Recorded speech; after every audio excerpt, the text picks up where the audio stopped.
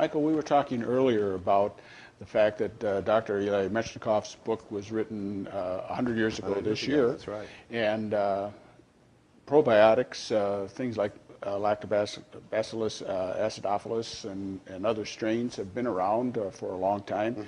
I know that for as long as I can remember, you could buy probiotic supplements. But I think, to be honest, for most of the recent history, probiotics have been pretty well ignored by most people. I mean, a few people knew about them and knew their benefits, but the vast public did not. That's right. But that seems to be changing now. And it is changing, and probiotics is still a fairly young field of research, even though, as you mentioned, Dr. Metchnikoff talked about bacteria being helpful in 100 years ago. You know, people realized the importance of certain kinds of foods like vitamins even long before that.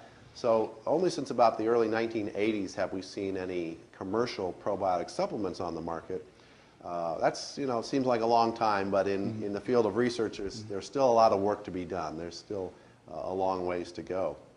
And so what we're finding is that people are still now being educated about the importance of probiotics and about the role that bacteria play in their bodies. As we mentioned earlier, a lot of people still have the feeling and it's been ingrained into them, the idea that bacteria are bad. All bacteria, if they're live bacteria, they must be bad. And it's become a slow process educating people that, in fact, bacteria can be good. In fact, are very essential for life and for good health. And so that's been kind of an unusual concept for people to grasp. It's easy to, I think, grasp the idea of, you know, a drug that produces this kind of an effect. You know, take an aspirin and your headache will go away, or take a vitamin, you know, because it's a compound, it's a substance that does this.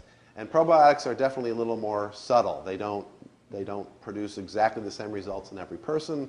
They're live bacteria, so they have to grow, and because everybody's metabolism is different, the balance of bacteria in everybody's body is different. And so it's been an educative process for people to realize the importance of probiotic bacteria in their lives. We're beginning to see things on television and other places where probiotics are being now put into common foods like yogurts. That's right. So, for example, I've seen even cheese where they're making the statement that there is a probiotic strain in this.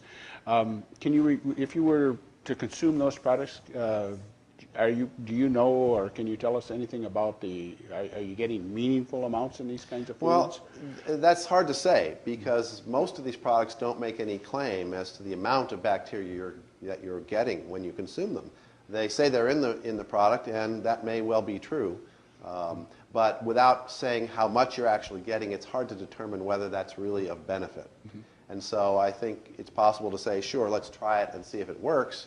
But to take a probiotic supplement that's been standardized, that's been tested, that has an amount of bacteria claimed on the label that can be verified, I think is very important for people to know that they're getting exactly what they're paying for, and that the benefit is going to come from that product rather than maybe by accident. Okay. Thank you, Michael.